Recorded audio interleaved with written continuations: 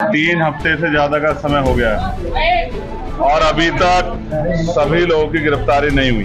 हमारी ये मांग है कि किसी भी कीमत पे बहन बेटियों के साथ जुल्म ज्यादती बर्दाश्त नहीं की जाएगी कि कहीं ना कोई दबाव है। इस दबाव के कारण किसी बेटी को न्याय न मिले, ऐसा देवभूमि में नहीं होना चाहिए।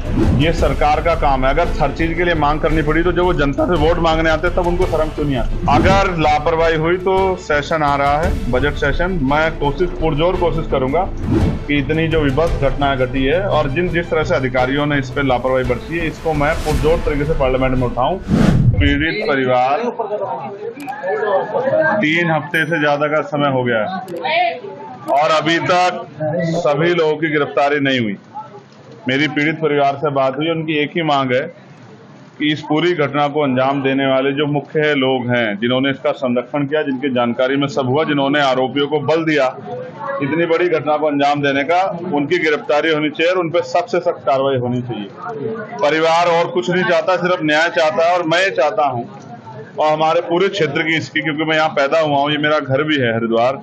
हमारी ये मांग है कि किसी भी कीमत पे बहन बेटियों के साथ जुल्म ज्यादती बर्दाश्त नहीं की जाएगी और ऐसा अपराध करने वाले और उनको सह देने वाले हर व्यक्ति पे, चाहे वो सत्ता का व्यक्ति हो, चाहे वो विपक्ष का हो, कोई भी हो, कितने बड़े ताकतवर हो, उसको बचाने का प्रयास शासन और प्रशासन ना करे। मैं समझता हूँ जिस तरह की चीजें मुझे बताई गई है, मैं किसी निर्दोष को सजा के पक्ष में नहीं हूँ, लेकिन दोषियों को बचाने के लिए अगर नेता, सत्ता में बैठे नेता अगर अपना योगदान देंगे तो उनको ये नहीं भूलना चाहिए कि परिवार उनके भी हैं, बच्चियां उनके घरों में भी है। जिसका जाता है उसे तकलीफ होती है। ये बहुत घटना जो है ये डरावनी घटना है और उत्तराखंड पुलिस के इकबाल पे बहुत बड़ा सवाल है।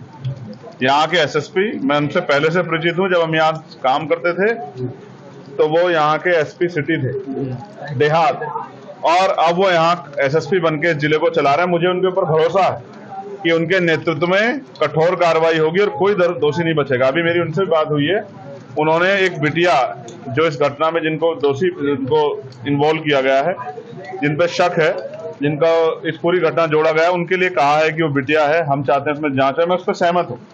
मैं नहीं चाहता किसी बच्चे के साथ कोई इस तरह का वो घटना हो, उसकी पूर्ण जांच हो जाए। लेकिन मुख्यमंत्री जी का 2 दिन पहले का बयान है, SC/ST एक्ट में जितने भी मुकदमे हैं और जितने भी उसमें आरोपी, पहले तत्कालिक उनकी गिरफ्तारी होनी चाहिए। जिस तरह से वो ताकतवर लोग बाहर रह के इस परिवार को डराने का काम कर रहे हैं और बच्चियों में और पूरे दलित समाज में क्षेत्र के डर का माहौल है, जिस तरह से वो जो है इनको प्रलोभन और न्याय को प्रभावित करने का काम कर रहे हैं, ये सब अगर उत्तराखंड पुलिस की नाक के नीचे हो रहा है तो ये बड़ा सवाल खड़ा कर रहा है। कहीं ना कहीं संरक्षण सत्ता का अपराधियों को है। मैं मुख्यमंत्री से मांग करता हूं, मैं यहाँ के सीनियर अधिकारियों से मांग करता हूं कि अपनी जिम्मेदारी का निर्वहन करें। और मुझे आशा थी कि उत्तराखंड के मुख्यमंत्री, अभी यहाँ मंगलौर में चुनाव था, यहाँ आए थे, मुझे आशा थी कि वो यहाँ आके इस परिवार का दुख बांटेंगे। लेकिन जैसा मैंने कहा, जाति कभी नहीं जाती, क्योंकि ये बच्ची दलित समाज की है। शायद उनको इनके परिवार के पास आने का समय नहीं मिला।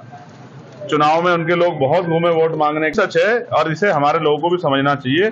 जब तक वो अपने दलों से जुड़ के अपनी ताकत नहीं बनाएंगे, तब तक ये जुल्म उन पे होते रहेंगे। मैं विश्वास दिलाता हूं कि इस घटना को हम प्रथम और आखिरी घटना समझ के इस पर मजबूत लड़ाई लड़ेंगे और आने वाले 3-4 दिन के बाद ही अगर कार्रवाई नहीं हुई तो एक बहुत बड़ा आंदोलन जिलाधिकारी कार्यालय पर होगा। उसके लिए हम लोग अपनी भूमिका अपनी लीडरशिप से बात करके बनाते। हम ये किसी भी तरह का कोई आंदोलन नहीं करेंगे अगर पुलिस अपनी कार्रवाई को जिम्मेदारी से करेगी, आरोपियों को बचाने काम नहीं करेगी। मैं यहाँ पिछले आधे घंटे से बैठा हूँ और अधिकारी यहाँ नहीं आ पा रहे हैं। इसका मतलब कहीं ना कहीं उनको पता है कि जब सवाल जवाब पूछे जाएंगे तो वो जवाब नहीं दे पाएंगे। जिन अधिकारियों की जिम्मेदारी, वो यहाँ से गायब क्यों है? वो इसलिए गायब है क्योंकि उनको पता है कि वो अपनी ड्यूटी से धोखा कर रहे हैं, अपने कर्तव्य धोखा कर रहे हैं, इसलिए वो यहाँ से गायब है। इसलिए ये सवाल भी मैं छोड़ता हूँ कि वो ऐसे अधिकारियों को क्या कुर्सी पे बने रहने का अधिकार है, जिन अधिकारियों के नेतृत्व में इतनी बड़ी बड़ी घटनाएं हो रही हैं, जिस SHO, जिस CO के नेतृत्व में इतनी बड़ी बड़ी घटनाएं हम घूम रहे हैं, उसको कैसे चार्ज दिया गया ऐसे लोगों को?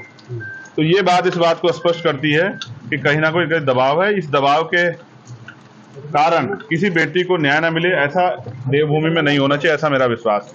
मुझे उम्मीद है मुख्यमंत्री भी इस घटना का संज्ञान लेंगे और जो आरोपी फरार है, पुलिस उनको जल्दी गिरफ्तार भी करेगी, ऐसा मेरा विश्वास। की आर्थिक मदद की ये सरकार का काम है। अगर हर चीज के लिए मांग करनी पड़ी तो जब वो जनता से वोट मांगने आते तब उनको शर्म क्यों नहीं आती? ये तो उनको खुद देखना चाहिए कि वो माँ के लिए किस तरह मजदूरी करके अपना पेट पाल रही है। सरकार की जो योजना है जिन पे अपनी पीठ थपथपाती है वो जमीन पे है भी या नहीं, इसका जवाब भी सरकार को देना चाहिए। संसद में बड़ी बेबाकी से आप अपनी बात रखते हैं क्या? वहाँ भी अगर लापरवाही हुई तो सेशन आ रहा है, बजट सेशन, मैं पुरजोर कोशिश करूंगा कि इतनी जो विभत्स घटनाएं घटी है और जिस तरह से अधिकारियों ने इस पर लापरवाही बरती है, इसको मैं पुरजोर तरीके से पार्लियामेंट में उठाऊं और इन अधिकारियों को वहीं पार्लियामेंट में ही अध्यक्ष जी से कह के बुलवा के इनसे सवाल जवाब हो, इनसे पूछा जाए कि ये आपको पर्याप्त तनख्वाह मिल रही है, पर्याप्त सुविधा हो रही है, फिर भी न्याय क्यों नहीं कर रहे हो, फिर भी आरोपियों का संरक्षण हो रहा है, फिर उसमें कार्रवाई क्यों नहीं कर रहे, इसका जवाब इनको देना पड़ेगा।